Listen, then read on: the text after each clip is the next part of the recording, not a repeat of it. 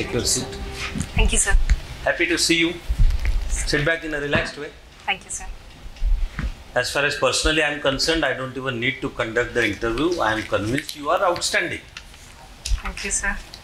How did it go last year? Sir, the interview was fine. But personally, I think that one question, particularly in the beginning, did not go down very well with the chairperson, ma'am. So I think because of that. But personally, I tried to be calm and confident throughout the interview. Rest. Which panel? Satyavati, ma'am. Okay. And what was that question you think? Sir, it was the very first question. What happened is that I put my home state as my first choice for IAS, and for IPS I had put Maharashtra. So ma'am asked, why did you do this? And my reply was that since I have grown up in Uttar Pradesh, I know about a lot of its socioeconomic setup and problems. So IAS working would be better there. But for IPS, the major focus is on law and order. So I want to utilize that opportunity to learn about a new culture and to stay in a different state. But ma'am was not very convinced. Actually, one such question will not necessarily define the whole interview. Anyway, I want to then start with current economic situation of the world. My reference is to possibilities of recession. Sir, there do exist certain possibilities of recession, which is very likely because of certain forecasts by IMF and World Bank. Many developed countries, including United States, are also seeing a flat growth. However, certain emerging countries like India and China are offering good possibilities of not pushing the world into a recession, and most likely it would be a low growth but not a recession. Okay. The Feds are increasing interest rates. That is supposed to be increasing recessionary pressures. How and why is that happening? So, to begin with, a high interest rate within United States would cause a low demand both from consumption and from investment. And that might bring a recession or a fall in aggregate demand, which is already now being seen in United States. Secondly, because of a high interest rate by Federal Reserve, a major banking crisis can occur, which was also on the tiptoe in United States, and this can cause a contagion effect throughout the world. Thirdly, United States is a huge market for a lot of developing and emerging countries like India. And once again, if our exports go down, it can cause a recession or a fall in aggregate demand in developing countries as well. Lastly, a rise in interest rate in United States can cause an outflow of capital from emerging economies like India. And this can again cause pressure. I will come back on this point, but right now, and as you know forever, all best wishes for you. Thank you, sir. Thank you. How are you? I'm fine, ma'am. Thank you so much. So you read fiction?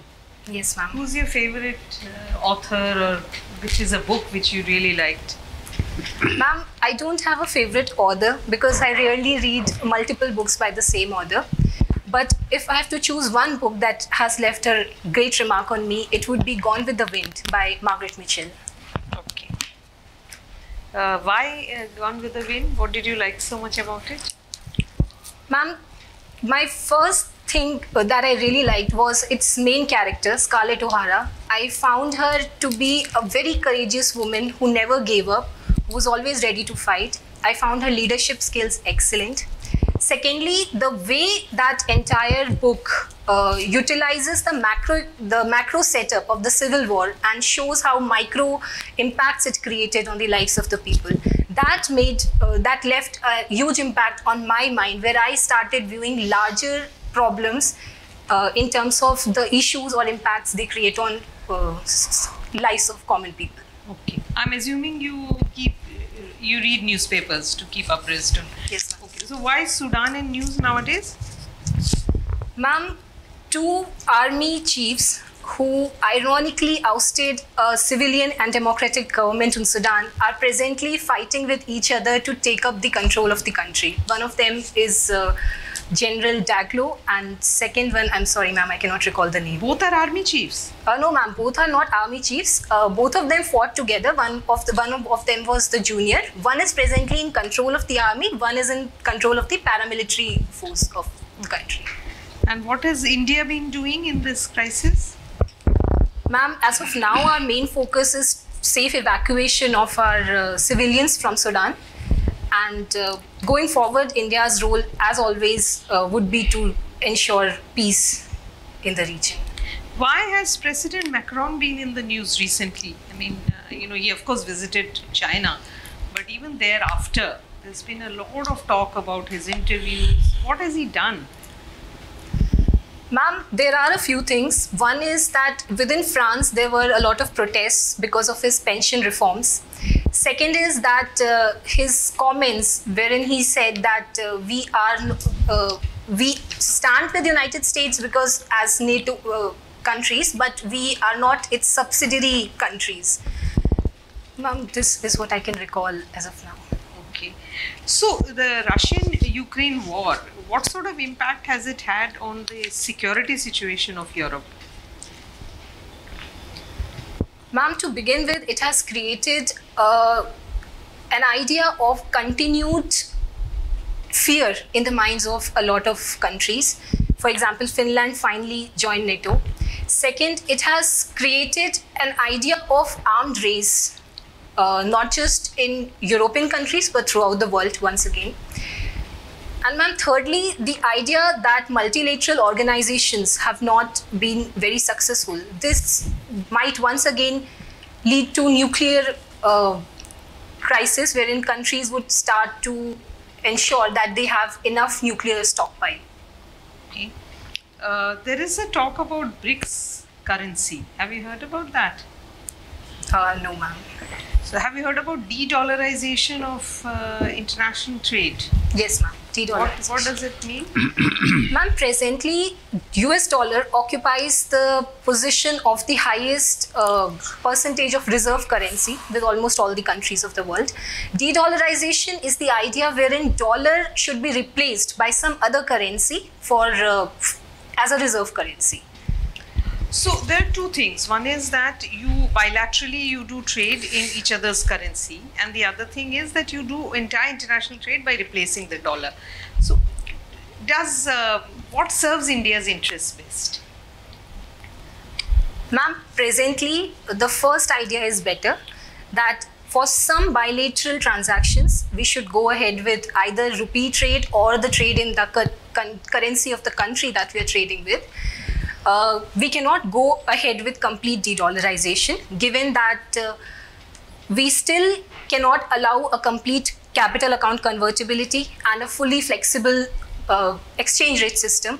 And we also cannot allow India's current account deficit, all these to rise. All these problems will come if we go for complete de-dollarization. With which countries do we have now bilateral trade in their currencies?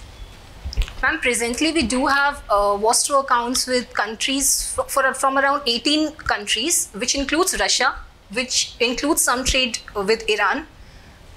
These are traditional. Tell me some of the new ones. These are very old fellows with whom. Ma'am, I can recall with UAE, but apart from that, I am not very sure. Okay. Thanks. Thank you, ma'am. Good afternoon, Vaishnavi. How are you? Good afternoon, sir. I am fine. Thank you so much, sir. Okay, you are an economist.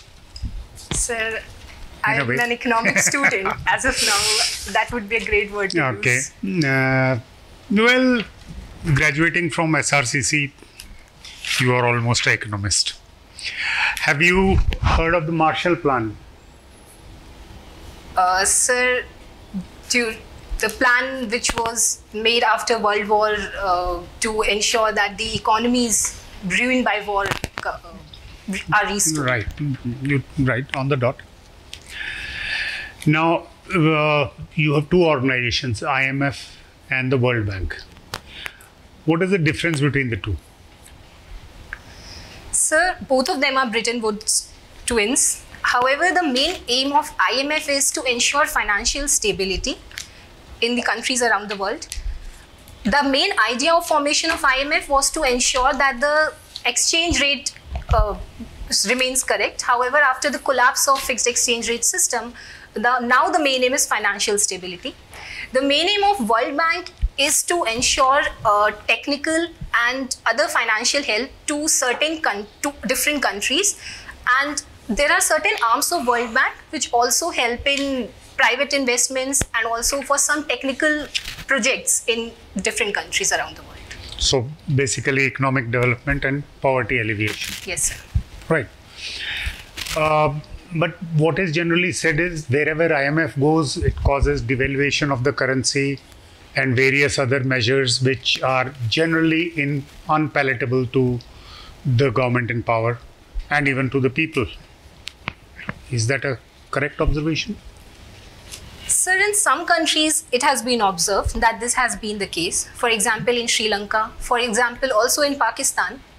However, it is not the case always. For example, India is one of the examples wherein we utilized IMF loan and then we strengthened our own domestic economic setup, and today we are far ahead of where we were 30 years ago. Yes, but we also had to devalue our currency at that time. Seems to be a standard operating procedure for IMF. Sir, Anyhow, what do you think? What conditions has IMF put out for Pakistan? Sir, as far as I have read, the main conditions for Pakistan is to correct its policy making, economic policy making, wherein it should not go ahead with a lot of populist policies and also some reform in its taxation regime. Apart from that, sir, for Pakistan, I will have to read more. No, I think they've put in conditions which are unprecedented. Like get your ministers and senior officials to declare their assets and all kind of things, which do you really think they fall in IMF's purview to give those dictations? Sir, I'm not aware of these specific dictations, but as far as I know, IMF generally imposes such conditions to ensure that the loan that it is giving is actually efficiently utilized and is not scrambled upon inefficiently by the existing inefficient systems within the country. Okay. Who was Milton Friedman? Sir, Milton Friedman was the leading economist of monetarist school of thought. He actually revived the classical system after the Keynesian economics took over, and he said that money plays a very important role and it is not just a neutral idea. And he says that monetary policy can impact economic growth, employment and aggregate demand within a country. Who's the RBI governor? So presently, Yep. Mr. Shaktikant Das. And who's the head of the Federal Reserve? US? Sir, I'm sorry, I'm missing the Doesn't name. matter. It's I'm okay. actually missing the name. Thank you. Thank you, sir. Hello Vaishnavi, how are you? Hello, ma'am. I'm really good. Thank you, ma'am. So you are from Gorakhpur. Ma'am, I'm from Gonda. My mother is from Gorakhpur. Yes, your mother is from Gorakhpur. So tell me, is UP under Yogi Raj? Ma'am, we are doing very good on many terms. The crime rates have fallen down. UP's economy is growing. It grew by around 16%. Tourism is growing. Investments are coming in. Infrastructure, for Let me example. stop you for a second. I think you didn't get the question. My question was, is UP, Uttar Pradesh, under Yogi Raj? Ma'am, I'm sorry, you are right. I did not understand the question. I took it only as because he's the chief minister. But ma'am, I'm still not very sure what you mean by the question. Can you please repeat it or reframe it? No, I just thought you didn't hear the question correctly. Question is the same. Is Uttar Pradesh under Yogi Raj? Ma'am, presently, since he is the chief minister, we can say this. However, since we are a democratic country, naming just one person who is the chief minister for the entire governance would not be the right term. Are we in Amrit Kal? Ma'am, by the definition of Amrit Kal, wherein we should consistently move ahead to ensure that India reaches a certain point of glory while it completes its 100 years of independence, we are in Amrit Kal. Talk like an economist here. I mean, Amrit Kal has been used by the government in the budget. So I don't know what definition you're talking about. As an economist, as a student of economics, tell me, do you think we are in Amrit Kal? Give me some data, some numbers. Ma'am, India, only in terms of economic growth, if we talk about, India is growing by a very healthy rate of around 6%. Its forecasts for around 6.5% is much higher than most of the countries around the globe. We are also doing very well on reduction of multidimensional poverty. We have reduced it by around 16 percentage points as shown by the multidimensional poverty index. However, there are certain areas where we still need to work. The inequality rates are rising by almost all the standards, even though we do not have a domestic rate of measurement of inequality. Apart from that, India's trade and exports need more growth, and a lot of potential remains unutilized. Thus, we are moving towards Amrit Kal, but economically, we are still far below our potential. Recently, the Competition Commission of India has fined Google. Do you know what is that case about? Ma'am, I'm not aware of a lot of specifics, but as far as I can recall, it is regarding discriminatory treatment granted by Google for certain apps on its Play Store. Do you think economics has a role to play in analyzing the effect of competition in the country? Ma'am, certainly, because the most ideal economic situation as students of economic study is the perfect competition, and it is said that any movement away from perfect competition reduces welfare and also enhances inefficiency in the economy. So when we see that there is an abuse of dominance or abuse of monopoly away from competition, in that sense economics comes in to see that misuse of competition, misuse of monopoly does not occur. Okay. Are CBI and ED political puppets? Ma'am, this would be a very far statement to make.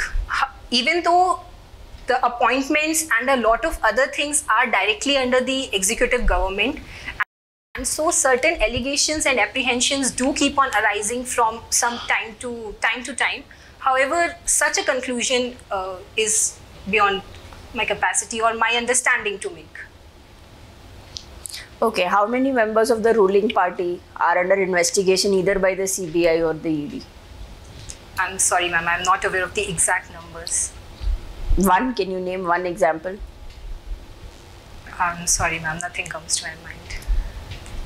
Okay, last question. Between Amartya Sen and Jagdish Bhagwati, whom is your favorite economist, or who do you agree with? Whose thoughts do you incline towards?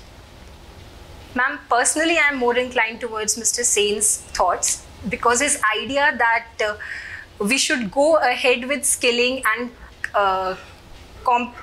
building up of capabilities so that people become human capital and then they go ahead and create better economic growth is an idea that strikes me as very practical and very humanizing.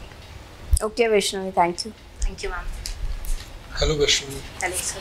Vaishnavi, when you celebrate your birthday on 23rd of August, Yes, sir. which other personality comes to your mind? Sir, one, I know that Miss Saira Banu. That is sufficient. One is enough. And when are you facing UPSC interview on 17th of May? Which day is celebrated worldwide? Sir, World Hypertension Day is... Hypertension Day, yes, but more important is telecommunication day. Yes, sir. But still more important is your choice of services. You have placed IFS at number 7, even below Indian Defence State Service. Why this much dislike for IFS? It's one of the most premium service. So certainly it is, and there's no dislike for IFS. It is just that my personal inclination is more towards IAS and IPS. And that comes because of my childhood, wherein I used to read in newspapers about works of certain district magistrates and SPs. And because of that, my tilt had always been towards administration. Okay, we will discuss this more during our feedback. Sure. This will take 5 minutes. Sure. Okay. MP from Gunda is in news for wrong reasons. Yes, sir. Why? Sir, Mr. Brajbhushan Singh, he was the president of Wrestling Federation of India, and certain wrestlers had put certain allegations of sexual harassment and other harassments on him. That you are aware of. Yes, sir. But what could have been done better? Better in side of wrestlers or for side of MP also? If somebody alleges like this, should he have continued? He should have, a self-respecting MP should have immediately resigned. Okay, I mean, being a politician and heading a federation of wrestlers, this for him, go investigate whatever is there. Should have been better, I believe. Wrestlers also should have done better. What could have been a better course of event rather than doing this in public, and giving India a very bad image that look, politicians here harass wrestlers, and wrestlers are forced to take to streets even to register their complaint. Sir, certainly, if there were certain allegations, first of all, there should have been better internal complaints committee and better communications within the federation, so that wrestlers should not have have been brought down to streets. However, I'm sure they must have been completely felt helpless because even FIR was not filed. Secondly, yes, sir, the MP could have resigned and said that I would join after free so and since fair we are on the investigation. same thought, same wavelength, very close discussion here. I think this, he is from the land where Lal Bahadur Shastri resigned as railway minister on basis of accident. Are you aware of this? Yes, sir. Okay, good. Now a better personality and very widely respected personality whom I admire the most. Nanaji Deshmukh. Tell me about him. Sir, Nanaji Deshmukh was a reformer, a social worker, and even though he was not from Uttar Pradesh, his Karm Bhumi is Uttar Pradesh, particularly Gonda, Yes. and he is the one who established Jaiprabha Gram, Yes. which lies in Gonda district, and it is a very good example of a self-sufficient village. And sir, this is Great. You remember? Yes. You told about and discussed about economy. Yes, sir. What are the measurable indicators of health of economy? People say India is now on way back to progress, way back in economic health. Other countries are not. But what is measurable indicator? How can we say that? Sir, Measurable indicator means anything which can be fact and figure. Look, it was 2%, now it is 7%. Any such indicator which indicates the health of economy, Indian economy. Okay, sir. So first would be GDP growth rate. We can say that initially, at least during recession, India did face a technical recession, and currently we are going at a 6% growth rate. Second would be our exports, which are presently at a very healthy around 770 billion US dollars. Third would be a very healthy foreign exchange reserve. Fourth would be FDI inflows that are rising and that come in only when an economy shows a very strong resilience. Fifth would be our rising service growth and also service production levels within the economy. Good. Your hobbies are fiction and diary. Yes, sir. Where do they meet? Fiction as well as diary writing. Sir, it is actually a lessons learned diary, and I started it when I was inspired while reading a book. I was reading The Monk Who Sold His Ferrari by Robin Sharma, and there was a line in it that there are no mistakes in life, only lessons, and that inspired me to start a diary. Have you read the book called Diary of Wimpy Kid? No, sir. No. I've heard of it, but I've not read it. Okay, last question. Which badminton player impresses you the most? You play badminton? Yes, sir. Which badminton player? Sir, even though I do not watch a lot of badminton, Player who plays, even But- if you don't watch.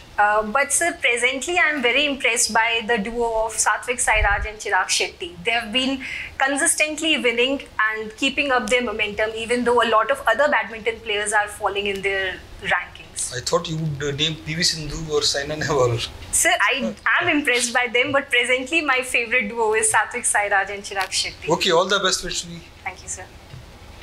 Remember Article 142 of the Constitution? Yes, sir. I do, sir. So may I please confirm it is about Supreme Court's special rights to interfere for ensuring complete justice. You are pretty close. Why is it in the news recently? So Supreme Court has used it for a very important case. So may I please take a moment to recollect? I'm not able to recollect it.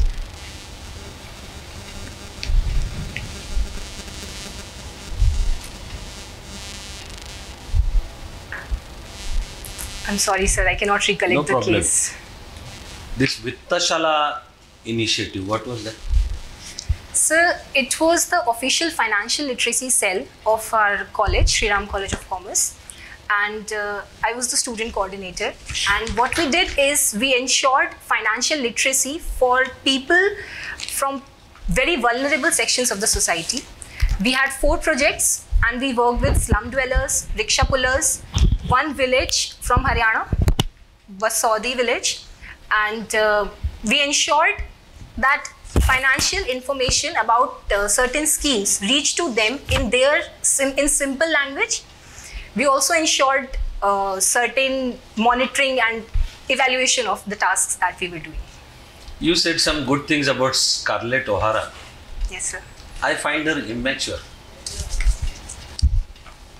I find her not even learning lessons from life. Sir, the beauty of her character is that she began like an immature kid, as we all do. But eventually, as she faces problems of life, as she finds herself standing alone amidst all the crises, she takes up the reins and she ensures that her family at least feeds. And she ensures that her plantation tiara, it at least survives. And eventually in this process, she becomes a mature woman. This is Okay, what I let's like hope for about the best. Thank you. Thank you, Vaishnavi, sir. all the best. it. Thank you, sir.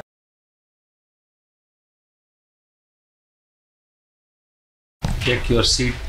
Thank We you, will sir. continue to enjoy for a while, Sir. so that you enjoy on 17th of May. Have you noticed one, I call it an interesting coincidence? Yes, sir. Hmm. The date of the...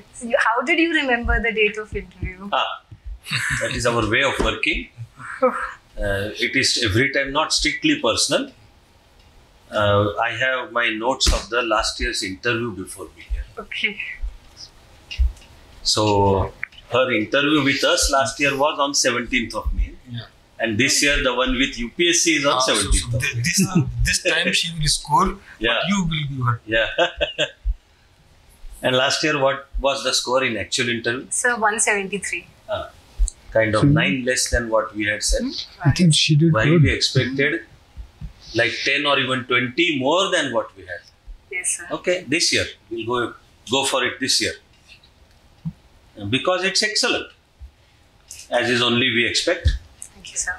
Excellent, really, everything, interview technique, the answers. Again, based on what all youngsters keep telling us, there is one thing we would like to just pass on to you. Yes. That this is your second interview with UPSC. It is likely to be what we call as non-DAF interview, at least in terms of probabilities. So I think the mind to be ready for non-DAF.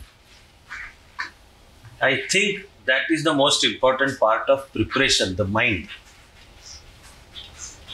So do you think last year's interview was DAF based, largely, substantially? Yes, sir. Huh? Yes, sir, it was. Okay. So did they ask you on Gonda? No, sir. No. But on UP they did. UP. Nanaji? No, sir. No. Badminton? Yes, sir. Because there was some, I think, All England Open Championship Yes. going on at that time. Yeah. SRCC? No, but about Vittashala they did. Actually, I remember that Vittashala wasn't there on the DAF last year. So it was there. It was? Yes, sir. But good. I mean, if Vittashala came up. This research paper you had written? Yes, sir. This also they discussed. In Demo? fact, Vittashala chairperson ma'am discussed, and the research paper another member of the board discussed. Ernst & Young? No, sir. No. This was not discussed. Okay. Fiction, did they discuss last year? One question was asked. Okay. So, while in the days to come, we do prepare based on that, the mind to be ready. That on 17th of May, you walk in and questions begin. I'm sure you are following transcripts on the social media. Yes, sir. Some young boys and girls are sort of sometimes complaining that my interview had nothing to do with that. And then questions begin, one question, and sitting there the mind says this has nothing to do with that. The second, the third. So the mind begins to shout. So I thought of passing it on to you. Thank you, sir. Overall, this is our broad, almost mathematical formulation based on the feedbacks. That it seems when the same young person reaches UPSC interview second time or more than second, it seems the panel thinks that okay, in the first one we may have covered DAF, so now let's explore new area. That new will essentially mean current. So take this time to keep brushing up on current for UP, India, world, everything current as it emerges from your DAF also, economics being like a very interesting subject. That was my personal reason also for starting out today with something latest in economics. Also, sir, maybe because I'm also pursuing Masters in Economics now from JNU, so maybe most likely they know. Excellent. This was not on that. No, it is not on the DAF. That is because while filling DAF, I just started it and they So, do but not... it is good thing. If you find some opening to mention it before UPSC, it will be taken right spirit. Sure, sir. Do pass it on to UPSC panel. Yes, sir, I will try Yeah, to. If yeah. they ask or if in any way I can, I I know will you try After to do seeing that. the good opening. So current, like I said, current economics. Is this the first year or second? MA Economics with JNU? First year, sir. First year. That is why I could not mention it in my DAF because there were no marks to mention and they do not Yeah. take an entry without marks. Yeah. You have good faculty in JNU for economics. Excellent faculty, sir. Good. So the current one, right? And then some small things as the interview goes today. Why did I see you largely talking to the panel member who is asking you the question? Yes, that is one point. I don't remember that last year. Last year you were interacting with the whole panel. Sir, Yeah. because I kept getting mixed opinions Okay, on this, okay. so I thought that maybe it is. Okay. I will say just be natural. So if talking to the panel member who is talking to is natural for you, point is be natural. Not because, either way, not because someone is saying. Neither talking only to the panel member because someone said, nor looking at the panel because normally that's what we suggest. Be natural. So for me, it is natural if I talk to the person The who is panel asking me. member. Yes, sir. Keep it up. No problem.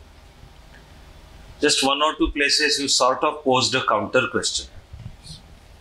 Presently. Okay, sir. Or also the question on UP Yogi Raj. Yes, And you sir. said, I'm not getting the question. Yes, sir. Can you please state it again, etc. Our suggestion is don't pose it as a counter question. Turn it into a statement. I'm sorry, madam, I didn't get the question. No big deal again. Only one answer in the entire interview was slightly lengthy. The one on Amrut Kal. Yes, sir. Yes. And it kind of went on and on and on. Could be sharp. Bakika, you are there. I also, in the latter part, I thought, okay, let me bring up some one or two rather tough issues. But before that, I would suggest to IFS or discuss clearly. Yes, sir. That is a bit important. You placed way too below. Chairman would like. You will remember even last year we had discussed that. So, but then last year I used a negative tone for answering that question, and I think, sir, you only mentioned that use a positive reason. So this time I thought that yes, it is because, and that is the more genuine reason, that it is mainly because I have more inclination towards IAS and IPS. Focus more on what you want to do.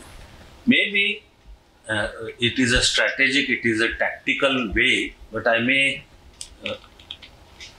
sure you will not parrot the same words, but I'm suggesting one thing, which even actually I came to know because another young person told me that IAS is my main goal. If I place IFS higher up and I get it, then I can't even appear for UPSC exam. Yes, sir. So I want, but I would have actually said this as the next third line, because I said that I'm more tilted towards IAS and IPS, and if I get IFS, I won't be able to sit for IAS. And my goal is this one. Sure, sir. At your merit, whichever place you figure, and you still get IFS. Okay, it's your 7th choice, but you get it. Then what would you do? That might be the next question of panel member from UPSC. Then what would you say? Sir, I'll say that then I will take it and work as best to my capabilities and become a very good foreign service officer. Absolutely. Then she is going to give you full marks. She is my batchmate in IFS. Huh? She was India's ambassador to Dhaka, Bangladesh, and is now into many think tanks, etc. Otherwise, normally she is worried that why youngsters are not choosing IFS as first choice. Ma'am was also present last year. I think I remember, ma'am. So Vaishnavi, as is only to be expected, excellent. As this interview goes, I think it's 195, 196. But this year UPSC has to give like 10, 15 marks more than what we. Thank you, sir. 17th of May, keeping update. 17th morning or afternoon session? Morning, sir. Morning. Once again, I have it in morning only. So you will be careful to also read the day's newspapers. Yes, sir. In fact, last year, ma'am asked one of the panel members, she asked me a question on the exact day's news. Yeah. So, Absolutely. Off to success. Looking forward to meeting you at Mussoorie. thank you, sir. Yes, Vaishnavi. All the very best. Anything you want to ask? No, sir. Huh? No, sir. Done? Yeah. Thank you, sir. The notes. तुम्हारा note है? As you know, these are notes by the panel members. Do stay in touch. At a point, I do remember you wanted to have discussion with me, which I couldn't manage time. No, sir, we did. You actually guided me a lot. Yes, sir, we did have a discussion. So bless you. Thank you, sir. Thank you, sir. Thank you, ma'am. Thank you.